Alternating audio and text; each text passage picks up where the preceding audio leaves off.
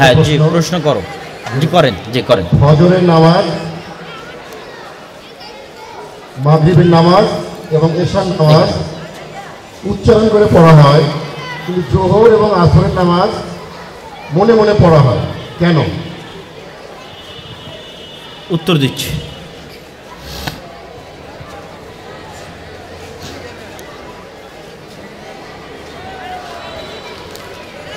আল্লাহ সুবহানাহু ওয়া তাআলা যতগুলো বিধিবিধান এবং হুকুম আহকাম দিয়েছেন তার প্রত্যেকটার মধ্যেই গূঢ় রহস্য আছে।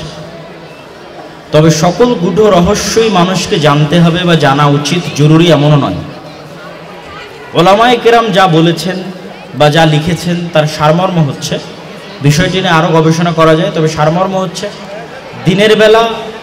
দিনের বেলা অলরেডি মানুষ জাগ্রত থাকে, দিনের বেলা অলরেডি মানুষ কর্মে ব্যস্ত থাকে, ফলত তার আলাদাভাবে মনোযোগ আকর্ষণের প্রয়োজন পড়ে না। আর যখনই রাত হওয়া শুরু হয়, ফজরের সময়ও মানুষ ঘুম থেকে উঠে হয়তো আবার ঘুমে ঢুলতে পারে, আক্রান্ত হতে পারে, এশার সময়ও মানুষের ঘুমাতে যাওয়ার তাড়না থাকে। তো এই সময়গুলোতে সালাতের মধ্যে মানুষের অমনোযোগ এবং সালাতের মধ্যে বিঘ্ন ঘটার আশঙ্কা থাকতে পারে। ফলত ইমাম যখন জোরে তেলাওয়াত করবে এবং আপনি যদি সত্যি আরবি বুঝেন, ধরেন আপনি একজন আরাবিয়ান মানুষ, তাহলে যখন তেলাওয়াত হচ্ছে আপনি তখন সাথে সাথে সেটি শোনার প্রতি আগ্রহী হবেন, কি বলছে তা বুঝার প্রতি আগ্রহী হবেন। যখনই শোনা এবং বুঝার প্রতি আগ্রহী হবেন তখন আপনার অমনোযোগিতা, নিদ্রা এবং তন্দ্রা কেটে যাবে। অনেক মেয়ে পর্দা না করার কারণে তাদের দিকে দৃষ্টি পড়ে, আমাদের করণীয় কি? চক্ষু নিচু রাখতে হবে, এটি করণীয়, এটি ছেলেদের পর্দা। সালাত আদায়ের সময় অন্য মনস্ক হলে করণীয় কি? সালাতের প্রস্তুতি ঠিক থাকে না, এই জন্য অন্য মনস্ক হয়। প্রস্তুতি ঠিক থাকে না মানে জামাত শুরু হওয়ার আগে দৌড়ে গিয়ে জামাতে দাঁড়িয়েছে। আর ভালো প্রস্তুতি কি? আজান হওয়া মাত্র সব কাজ বন্ধ করে দিয়ে আগে অজু করেছে, অজু করে সবার আগে মসজিদে গেছে, মসজিদে গিয়ে সুন্নাত আদায় করে অপেক্ষায় আছে কখন জামাত হবে। এই যে পূর্ণ একটা প্রস্তুতির মধ্য দিয়ে সে যাচ্ছে, এই প্রস্তুতিটা সালাতের মধ্যে মনোযোগ বাড়ায়। আমাদের এই প্রস্তুতি থাকে না, এই জন্য আমাদের সালাতে মনোযোগ থাকে না। দ্বিতীয়ত, সালাতের মধ্যে যেগুলো পড়া হয় এগুলোর অর্থ আমরা জানি না। এগুলোর অর্থ যদি আমরা জানতাম তাহলে অবশ্যই সালাতে মনোযোগ থাকতো।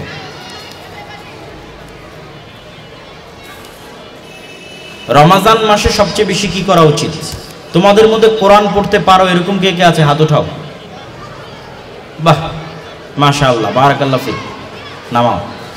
রমাজান মাসের সবচেয়ে জরুরি কাজ, রমাজান মাসে কোন কিতাব অবতীর্ণ হয়েছে বলতে পারবা? কোরআন। রমাজান মাসে কোন কিতাব অবতীর্ণ হয়েছে? কোরআন। কোন রাতে অবতীর্ণ হয়েছে? রাতের নাম কি? লাইলাতুল কদর। তা রমাজান মাসের যত শ্রেষ্ঠত্বের মূল কারণ হচ্ছে কোরআন। এই জন্য রমাজান মাসে যে জিনিসটা সবচেয়ে জরুরি ভিত্তিতে করা উচিত সেটি হচ্ছে কোরআন শিখা এবং শিখানো। তোমরা যারা কোরআন পড়তে পারো তারা পুরো কোরআন পড়ে শেষ করবা এবং কোরআনের অর্থ বুঝার চেষ্টা করবা। যারা কোরআন পড়া শিখোনি তারা এই রমজান মাসে কোরআন পড়া শিখবা। সবাই বলো ইনশাআল্লাহ, মাশাআল্লাহ। শিক্ষক ক্লাসে আসলে দাঁড়াতে হবে কি, এই ধরনের রুলস ইসলামে দৃষ্টিতে জানা যায় না।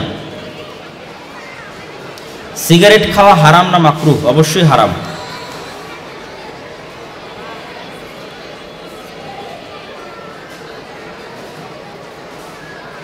রমাজান মাসে করণীয় কি? ওটাই করণীয়।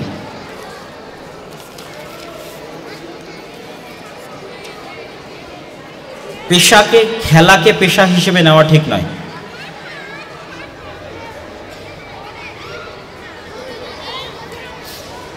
এই প্রশ্নটা অনেক জটিল। এই ছোট ছোট বাচ্চারা এই প্রশ্নে কি বুঝবে? তারপর উত্তর দিচ্ছি। স্বপ্নদোষ হলে পাপ হয় না।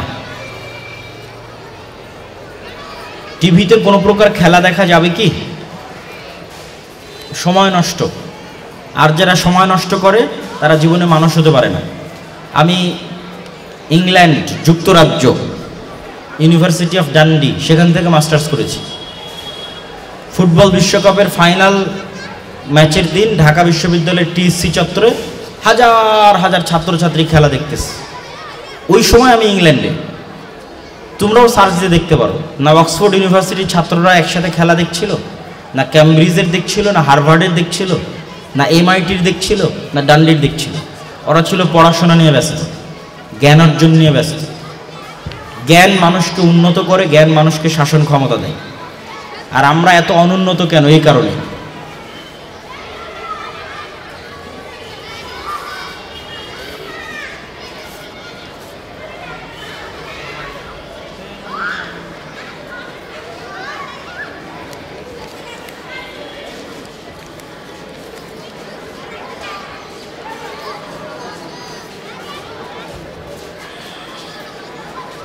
বাচ্চা জন্ম হওয়ার 15 থেকে 16 ঘন্টার মধ্যে মারা গেলে বাচ্চার আকিকা লাগবে কি লাগবে না?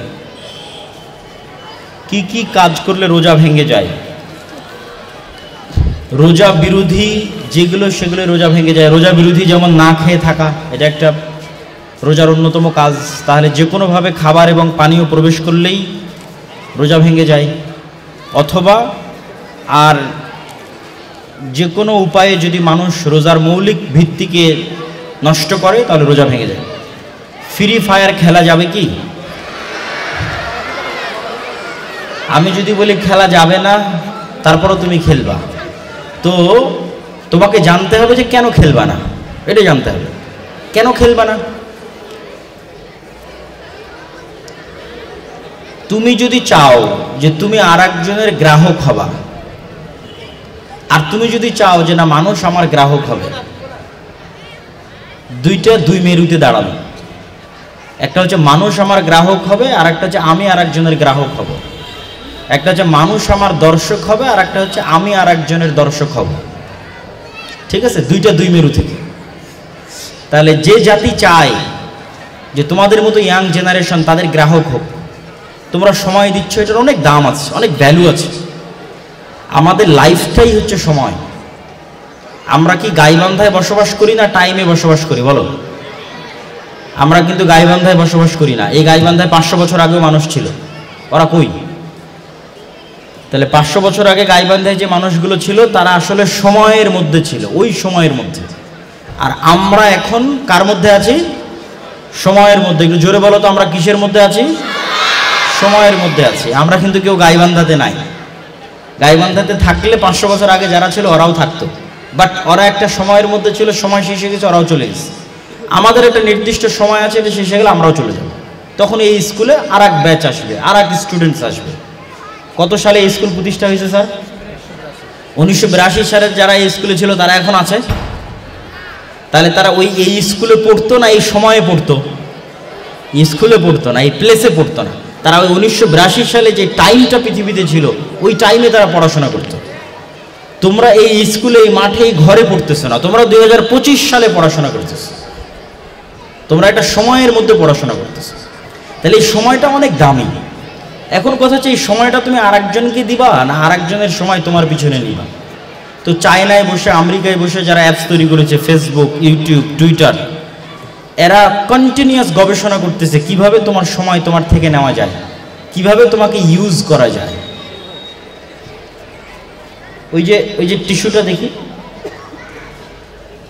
এই যে আমি টিস্যুটা নিলাম, আমার নাক মুছলাম, ফেলে দিলাম, এর নাম কি? ইউজ করা। এর নাম কি? তুমি ওই ইউজকৃত টিস্যু পেপার হবা কিনা? যদি তুমি ইউজকৃত টিস্যু পেপার হইতে চাও তাহলে ফ্রি ফায়ার চালাইতে পারো, তোমার গেম খেলতে পারো, কার্টুন দেখতে পারো, টিভিতেও খেলা দেখতে পারো, আড্ডা দিতে পারো, যদি মনে করো যে আমার মূল্য এরকম একটি ব্যবহৃত টিস্যু পেপারের মতো। তাহলে তুমি কাদের দ্বারা ব্যবহৃত হচ্ছ? যারা Facebook, YouTube, Twitter, Netflix, Instagram, TikTok, free fire যারা এগুলো বানিয়েছে তাদের দ্বারা ব্যবহৃত হচ্ছে। আর তুমি যদি বলো যে না আমি একজন স্ট্রং পারসন, আমি হচ্ছি, আমার পাওয়ার আছে, আমি নিজের ডিসিশন নিজে নিতে পারি, আমাকে কেউ ম্যানিপুলেট করতে পারে না। যেমন যমুনা নদীতে গিয়ে যদি 5টা মিনিট বসে থাকো তাহলে দেখবা যে কিছু খড়, কুটো, পানা, স্রোত যেদিকে যাচ্ছে তার সাথে যাচ্ছে, কেননা তার নিজস্ব কোনো শক্তি নাই। He has no power, to take a decision, সে যে সিদ্ধান্ত নিয়ে কোন দিকে যাবে এটার শক্তি নাই। বাট একটা নৌকা বা একটা জাহাজ যখন নদীতে চলে, ওই নৌকা এবং জাহাজের পাওয়ার আছে, তেল দেওয়া হয়েছে, তেল দিয়ে মেশিন স্টার্ট দেওয়া হয়েছে, পাওয়ার আছে। He can take a decision, সে সিদ্ধান্ত নিতে পারে যে আমি দক্ষিণে যাব না, উত্তরে যাব না, পূর্বে যাব। তাহলে যখন তুমি ডিভাইস অ্যাডিক্টেড এবং তোমার নিজের উপর কোনো কন্ট্রোল নাই, তুমি পাগলের মতো খেলার জন্য পাগল, ফ্রি ফায়ার খেলার জন্য পাগল, টিকটক চালানোর জন্য পাগল, তাহলে তুমি একটা গোলাম, কৃতদাস, যার কোনো পাওয়ার নাই, যার কোনো শক্তি নাই। তুমি যদি বলো যে না আমি পাওয়ারফুল এবং I can take my decision, আমি আমার সিদ্ধান্ত নিতে চাই, তাহলে এখন তুমি স্বাধীন। তুমি কি বলো তো, একটু জোরে বলো, তুমি কি স্বাধীন? যদি স্বাধীন হইতে চাও, নিজের ইচ্ছা মতো ডিসিশন নিতে চাও, নিজে সফল হতে চাও, অন্যের দ্বারা ব্যবহৃত হতে চাও না, তাহলে অবশ্যই তোমাকে ফ্রি ফায়ার খেলা সহ আর যত কাজ মানুষের সময় নষ্ট করে এগুলো বন্ধ করতে হবে।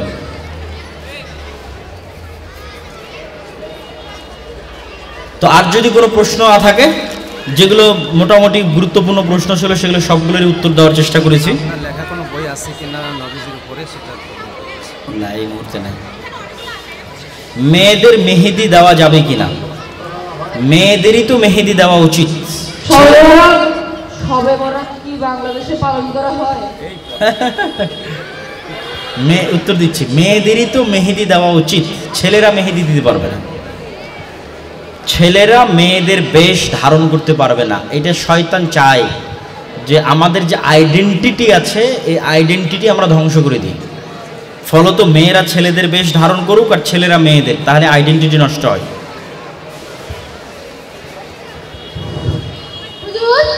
বলো।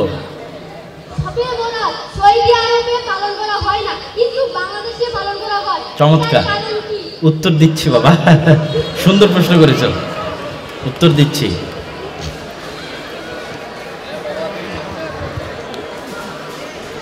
শবে বরাত বাংলাদেশে যেই নিয়তে পালন করা হয়, সেই নিয়তটা আসলে লাইলাতুল কদরের। যে নিয়তে বলতে এই রাতে হয়তো ভাগ্য নির্ধারণ হয়, এই রাতে হয়তো কোরআন অবতীর্ণ হয়েছে, এগুলো সবগুলো কিসের বলো তো? লাইলাতুল কদর। আর লাইলাতুল কদর কোন মাসে আছে? রমজান মাসে আছে। তাহলে আমরা যেই যেই কারণে শবে বরাত আমাদের দেশের মানুষ পালন করে, ওই ওই কারণে আসলে কি পালন করা উচিত? লাইলাতুল কদর পালন করা উচিত। আর আলটিমেটলি শবে বরাতের জন্য বিশেষ কোনো বিশেষত্ব কোরআন এবং হাদিসে পাওয়া যায় না। তাহলে কি পাওয়া যায়? আচ্ছা, প্রশ্ন থাকলে দিয়ে দেন, সমস্যা নাই, আমি পরে অন্তত দেখি, যেটা গুরুত্বপূর্ণ মনে করবো সেটা দিব। তাহলে শবে বরাত কেন করা হয়? শবে বরাত মূলত রমজানের পূর্বের মাসের নাম কি? রমজানের আগের মাসের নাম কি? বলো কি মাস? শাবান মাস। শাবান মাস। তো প্র্যাকটিসের জন্য রমজানে যে আমি সিয়াম রাখবো, এটা যেন আমার কাছে কঠিন না হয়, এই প্র্যাকটিসের জন্য আল্লাহর নবী শাবান মাসে প্রচুর সিয়াম রাখতেন আগে থেকে। তো সিয়াম রাখতে রাখতে 15ই শাবানও সিয়াম রাখতেন, যেটা শবে বরাতের রাত, শবে বরাতের দিন। ইউটিউবে স্পন্সর করে টাকা ইনকাম করা যাবে কিনা? বাস্তব জগতে যা যা হালাল, ইউটিউবেও তাই তাই হালাল। কিসের স্পন্সর হচ্ছে, কোন ভিডিওটি স্পন্সর হচ্ছে, এটা হচ্ছে বিষয়। যদি ভিডিওর কন্টেন্ট ঠিক থাকে, স্পন্সরের বিষয় ঠিক থাকে, সমস্যা নেই। আর যারা ইউটিউবার, যারা হচ্ছে সরাসরি মনিটাইজেশনের মাধ্যমে টাকা ইনকাম করে, তাদের যেহেতু কোনো কন্ট্রোল থাকে না ইউটিউব কি অ্যাড দেখাবে, ফলত ওইটাকে আলেম ওলামারা হালাল বলে না, বরং ওইটাকে হারামি বলা হয়। যদি কন্ট্রোল থাকতো যে আমি আমার বাছাইকৃত অ্যাড দেখাবো, তাহলে হয়তো একটা বিষয় ছিল। ছেলে এবং মেয়েদের বন্ধুত্ব কি হারাম? আমি আবারও বলি, ছেলে এবং মেয়েদের মধ্যে বিবাহের বাইরে যে সম্পর্ক হয় সেটার নাম কি? তোমাদের এখনই শিখালাম, সেটার নাম কি? জেনা বা ব্যভিচার। আর কোনো সম্পর্ক নাই। রোজার থাকার সময় থুথু গিলে ফেললে রোজা ভেঙে যাবে কি? না, ভাঙবে না। নেশাগ্রস্ত বন্ধুদের কিভাবে ঠিক পথে আনা যায়?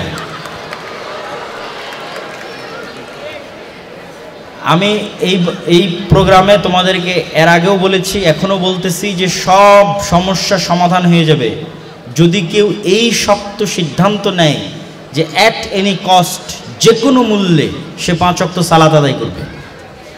সব সমস্যার সমাধান হয়ে যাবে। সব যত প্রবলেমস তোমার লাইফে তুমি ফেস করতেছো যত গুনাহ, যত অপরাধ, এই অপরাধগুলো মানুষ করে কেন? তার নিজের অন্তরের উপর তার কন্ট্রোল নাই, এই জন্যই তো অপরাধ করে। আমার সাথে তোমার অ্যান্সার দিবা। সে নেশাগ্রস্ত কেন? তার নিজের নাফসের উপর তার কন্ট্রোল আছে?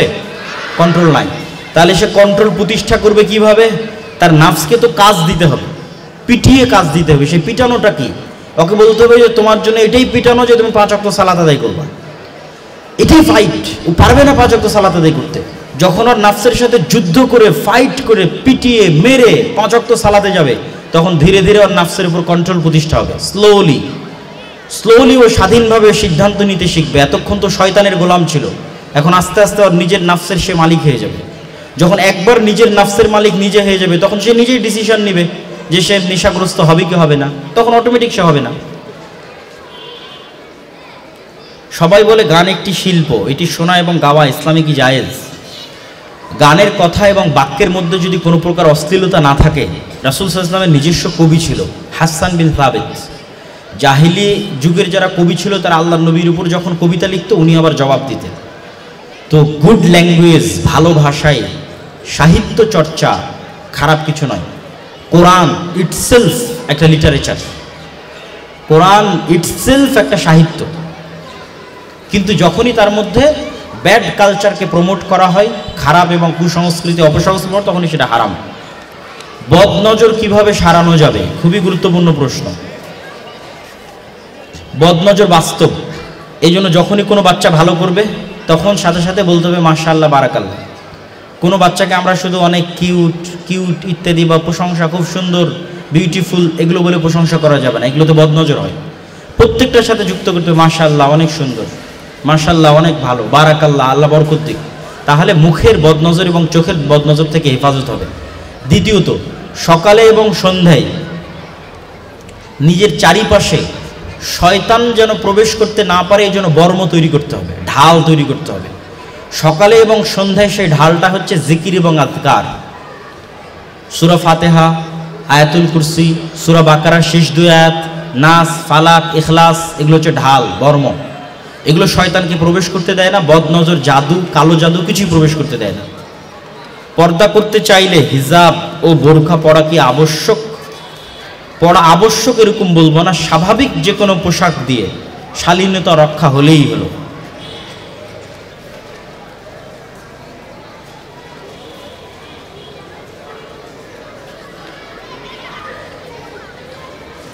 ইসলামে বিটিএস সাপোর্ট করলে কি হবে?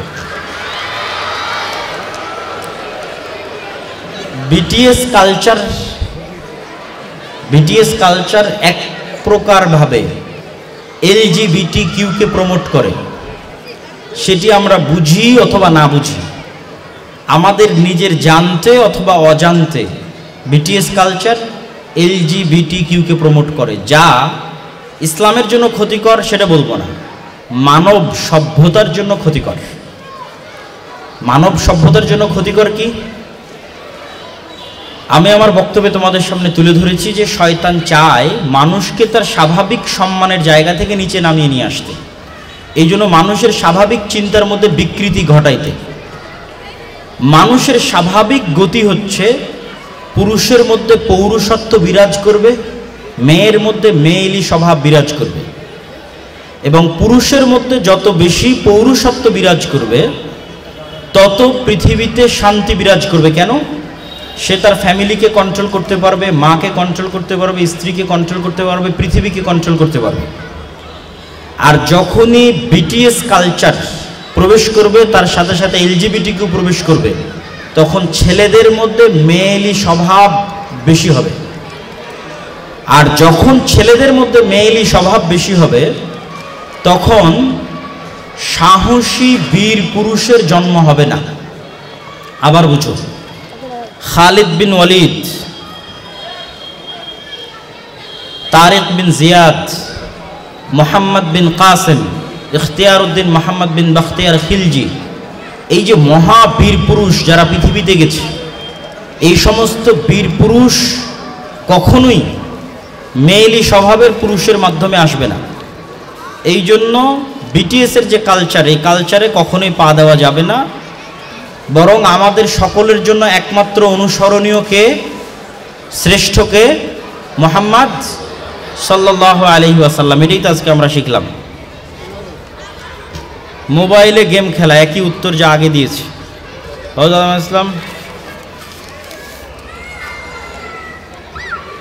রাতের বেলা জিন বা খারাপ কিছু দেখলে ওই যে নাস, ফালাক, ইখলাস, আয়াতুল কুরসি, সূরা বাকারার শেষ 2 আয়াত সকাল সন্ধ্যায় মাও পড়বে, বাবাও পড়বে, তোমরাও পড়বা। যখনই তোমরা পড়তে বসবা এটা রুটিন বানাবা, যখনই বই খুলে পড়তে বসবা এটা দিয়ে শুরু করবা। শুধু কোরআন পড়লে আউযুবিল্লাহ পড়তে হবে কে বলেছে? তুমি সায়েন্সের বই খোলো, ম্যাথের বই খোলো, গণিত খোলো, বাংলা খোলো, যে কোনো বই খুলো পড়তে বসলেই আউযুবিল্লাহি মিনাশ শাইতানির রাজিম, বিসমিল্লাহির রহমানির রহিম। সবার আগে সূরা ফাতিহা, তারপরে আল্লাহর নবীর উপর দরুদ, সূরা বাকারার শেষ 2 আয়াত, আয়াতুল কুরসি, নাস, ফালাক, ইখলাস, তারপরে রব্বি জিদনি ইলমা, আল্লাহুম্মা ফাক্কিহনি ফিদ্দিন। আমার সাথে বলো তো সবাই, রব্বি জিদনি ইলমা। আবার বলো, রব্বি জিদনি ইলমা। আবার বলো, রব্বি জিদনি ইলমা। কত সুন্দর একটা দোয়া, হে আল্লাহ আপনি আমার জ্ঞান বাড়িয়ে দেন। তো তুমি ম্যাথ পড়ো, সায়েন্স পড়ো, যেটাই পড়ো, একটু আউযুবিল্লাহি মিনাশ শাইতানির রাজিম বিসমিল্লাহির রহমানির রহিম বলে রব্বি জিদনি ইলমা 3 বার পড়ে পড়া শুরু করবা, সব পড়াই ভালো হবে।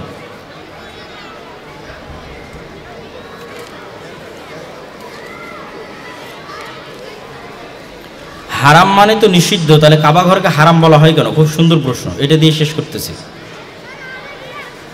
বারবার ব্যর্থ হলে ব্যর্থ থেকে সফলতা কিভাবে অর্জন করব? ইউসুফ আলাইহিস সালামের জীবনী পড়ো। তুমি কোনোদিন মানুষের বাড়িতে কাজ করেছো? উত্তর দাও, মানুষের বাড়িতে কাজ করেছো? ইউসুফ আলাইহিস সালাম মানুষের বাড়িতে কাজ করেছে। তুমি এখন পর্যন্ত জেলে গেছো? ইউসুফ আলাইহিস সালাম 7 বছর জেল খেটেছে। তোমাকে তোমার ভাইয়েরা হত্যা করার জন্য চেষ্টা করেছে? করেনি। তাকে তার ভাইয়েরা হত্যা করার জন্য কুয়াতে ফেলে দিয়েছে।